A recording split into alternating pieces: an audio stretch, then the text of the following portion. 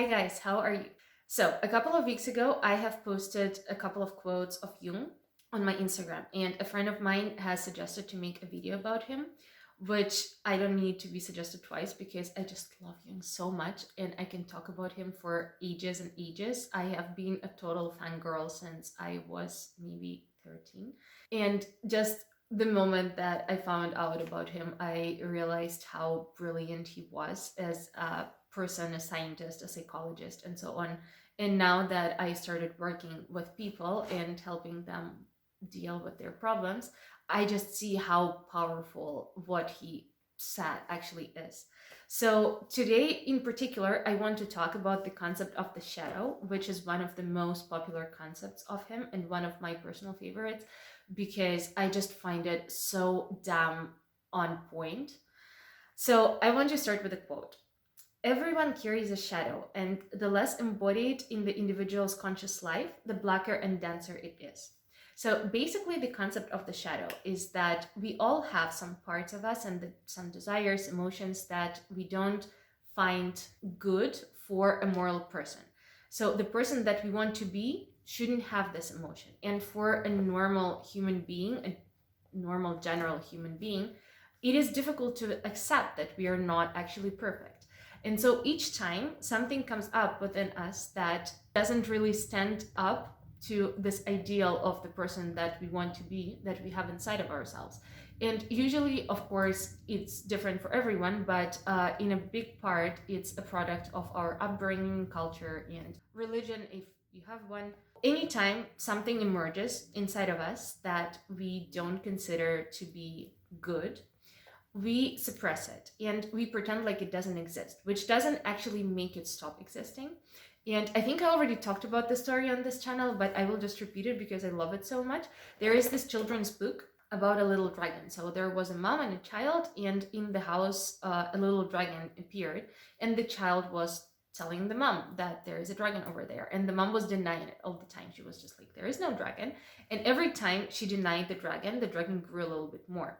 So when the dragon was like the size of a room, the child again talked to mom and told her, well, mom, there is a dragon in my room. I don't know what to do. Mom was like, no, there is no dragon. No, And every time that she said it, it grew and grew and grew.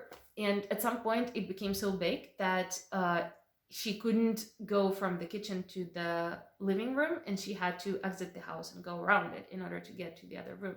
So then she had no choice than to accept that the dragon is there and admit it. And the moment she admitted it, the dragon actually disappeared.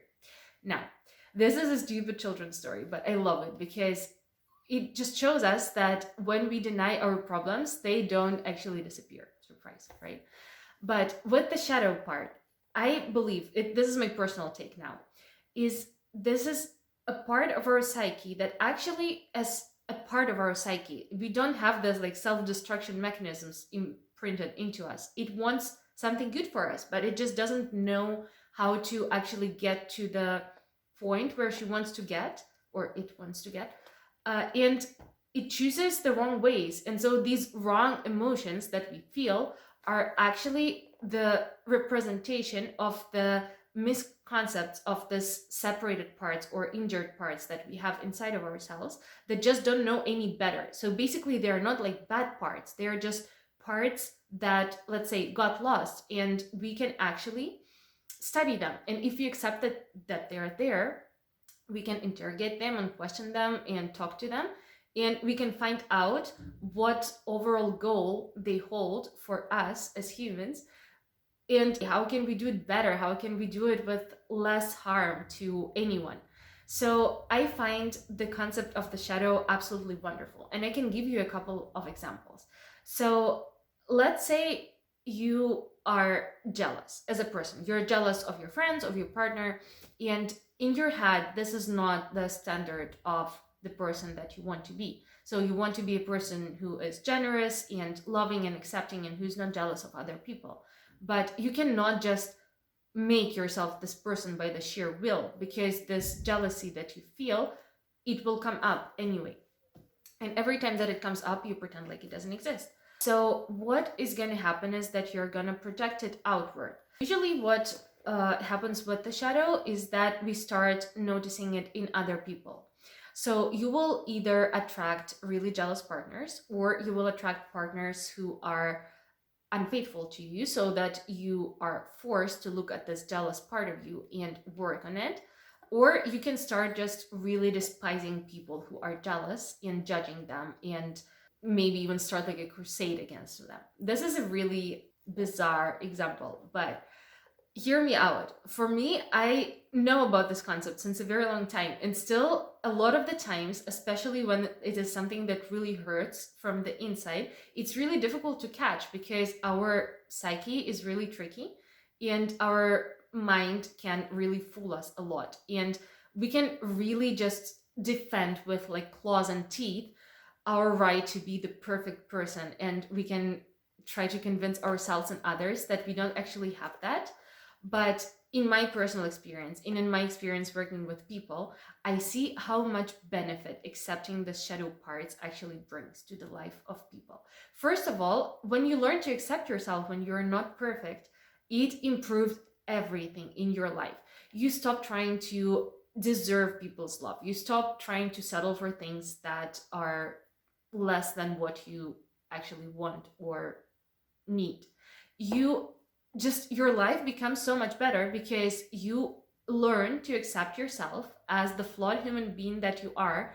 And every time that something emerges that like deviates a little bit from the version of you that you think that you want to be, you accept it and you work with it and you don't push it back, which gives you more power, more energy, and actually brings you closer to this idealized version of you that you actually want to be. So I think that one of the ways that we can actually track our shadow is seeing where we get really annoyed or judgy around other people.